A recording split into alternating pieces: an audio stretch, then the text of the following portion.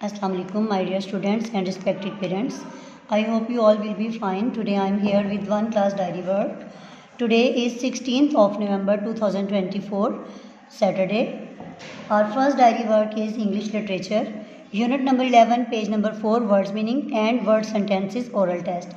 बेटा आप लोगों के पेज नंबर 4 के ऊपर Eid ul Fitr chapter unit number 11 Eid ul Fitr, इसके वर्ड्स मीनिंग और इसके वर्ड सेंटेंसेस, इन दोनों का ओरल टेस्ट आपने लर्न करके घर अपने पेरेंट्स या ट्यूशन टीचर को सुनाना है।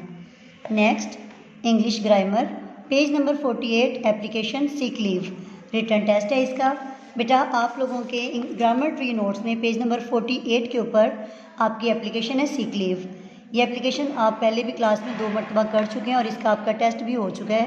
ये आपका अगेन टेस्ट है, ये आपने अच्छे से लर्न करके इसका टेस्ट राइट करके ऑफिस में सबमिट करवा के जाना है। नेक्स्ट डायरी इज़ उर्दू नसर। उर्दू नसर पेज नंबर 11 यूनिट नंबर 14, इसका कंप्लीट रिटर्न टेस्ट है। ये आप लोगों का टेस्ट है उर्दू नसर में धनक, उन्वान है आपका धनक। सबसे पहले आप क्लास वर्क को क्रॉस करेंगे और होमवर्क को टिक करेंगे क्योंकि ये आपकी होम असाइनमेंट है।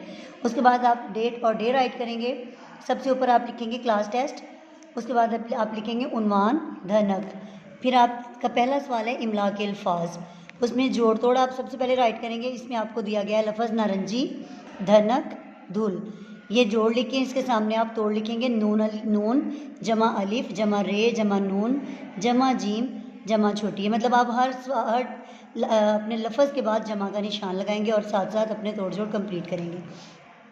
नेक्स्ट है आपका सवालात के जवाबात लिखें। बारिश के बाद मौसम कैसा होता है, नेक्स्ट में आप इसका जवाब लिखेंगे, ठीक है। फिर अगला सवाल है आपका धनक में कितने रंग होते हैं, इसका आप जवाब लिखेंगे। एंड पे टेस्ट के लास्ट पे आप लोग लिखेंगे मेरा नाम, अपना नाम लिख के तो आप ये टेस्ट जो है वो ऑफिस में सबमिट करवा के जाएंगे।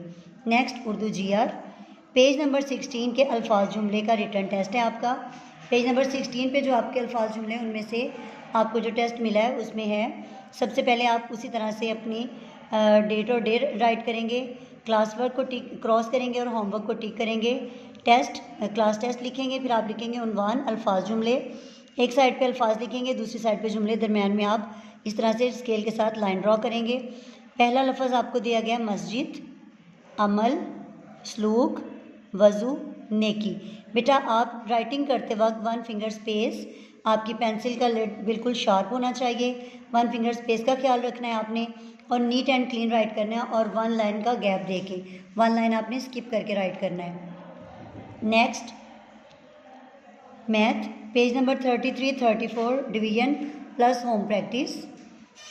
ये आपने मैथ के पेज नंबर 33 और 34 पे जो आप लोगों के डिवीजन के सम्स दिए हुए हैं फाइनल टर्म नोट्स में, ये वाले सम्स आप लोगों ने बेटा इनकी होम प्रैक्टिस करनी है। ये आप क्लास में कर चुके हैं। जैसे आप 25 है, आप 5 का टेबल पढ़ेंगे अपनी फिंगर्स पे, 5 1 the 5, 5 2 are 10, 5 3 are 15, 5 4 are 20, 5 5 are 25। तो आपके 5 फिंगर्स के ऊपर आपका 25 आया तो आप यहाँ पर 5 राइट करेंगे। इस तरह नेक्स्ट आपका सम जो है वो है 12 डिवाइडेड बाय 4। आप 4 का टेबल पढ़ेंगे कि आपके कहाँ पर 12 आएगा। 4 1 द 4, 4 2 आर 8, 4 3 आर 12। आपके 3 फिंगर्स पे 12 आया तो आप यहाँ पर 3 राइट करेंगे।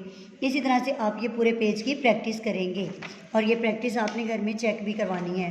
नेक्स्ट आपका टेबल ऑफ 8, इसका ओरल टेस्ट आपने घर में सुनाना है।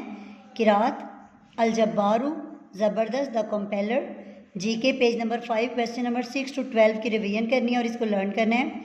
इस्लामियात, यूनिट नंबर 3 चैप्टर नंबर 2 की कंप्लीट ऑब्जेक्टिव जो है इसका आपने घर में ओरल टेस्ट देना है।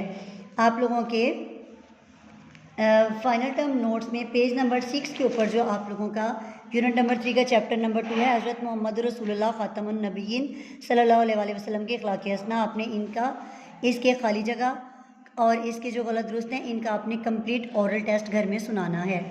नेक्स्ट वाक़फ़ियत आमा, यूनिट नंबर 7 पेज नंबर 12, इसका भी आपका कंप्लीट ओरल टेस्ट है।